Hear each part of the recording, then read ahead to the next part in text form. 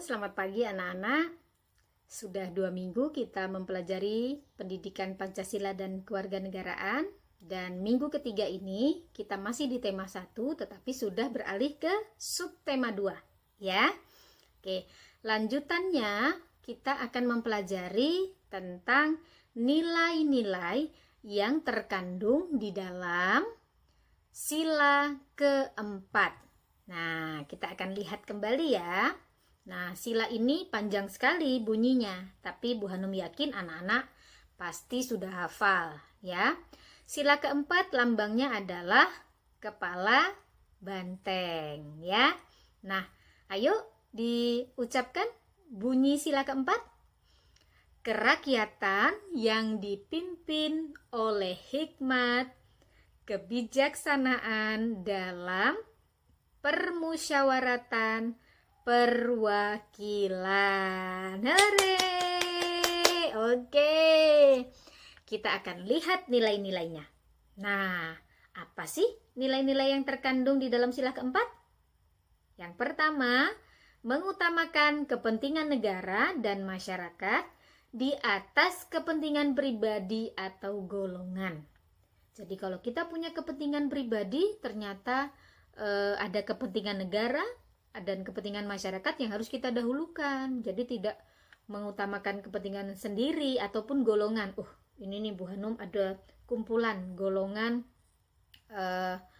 wilayah tempat tinggal misalnya. Nggak bisa dong. Nah, karena kita bernegara Indonesia dan pengamalan sila keempat ini adalah mengutamakan kepentingan negara dan masyarakat ya, seperti sekarang ini kondisi pandemi ya, mengutamakan kepentingan negara dan masyarakat. Ketika ada himbauan dari pemerintah bahwa kita harus stay at home, maka kita harus melaksanakan dengan sebaik-baiknya untuk keselamatan diri kita dan orang lain. Nah, yang kedua, tidak memaksakan kehendak terhadap orang lain. Masih ingat di sila pertama?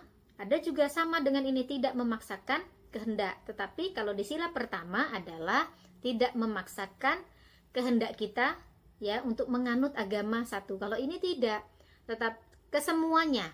Tidak memaksakan kehendak terhadap orang lain. Kita pengennya apa? Aku pokoknya pengennya ini gitu. Nah, nggak boleh ya. Yang ketiga, mengutamakan musyawarah untuk kepentingan bersama. Bila ada sesuatu, kita rapatkan dulu, mendengarkan pendapat ya. Kita musyawarah dulu, mufakat untuk kepentingan bersama, bukan kepentingan pribadi. Nah, yang keempat, musyawarah itu dilakukan untuk mencapai kata mufakat dengan semangat kekeluargaan. Jadi ada satu hasil yang dihasilkan dulu, suara bulat ya. Mufakat itu untuk juga kita melakukannya dengan semangat kekeluargaan. Tidak ketika sudah selesai rapat masih juga aduh kok gini sih. Nah, nggak boleh. Kalau ada hal-hal yang ingin disampaikan waktu rapat dong. Nah ya, pengamalan sila keempat dalam kehidupan sehari-hari. Bu Hanum tanya, siapa yang pernah bermusyawarah di lingkungan keluarga? Misalnya mau makan aja, papanya nanyain mau makan apa gitu. Yuk kita susun menu dulu nih hari ini. Nah, dimusyawarahkan, jangan nanti udah disiapkan nggak taunya nggak ada yang makan. Nah ya, musyawarah dulu. Yang kedua, misalnya contohnya kita mau pergi ke liburan, misalnya liburan. Kan ngobrol dulu dong, pengen kemana? Pengen ke rumah nenek di Cianjur, apa pengen ke rumah om di Jakarta misalnya. Nah, itu dimusyawarahkan dulu. Nah, tentu saja yang kedua, dalam kehidupan sehari-hari kita tidak memaksakan keinginan. Satu yang tadi Bu Hanum sudah sampaikan, tidak memaksakan keinginan. Aku pengennya ini, nggak mau. Nah ya, nggak boleh. Kita prinsipnya adalah musyawarah, ngobrol, ngomongin apa yang kita inginkan.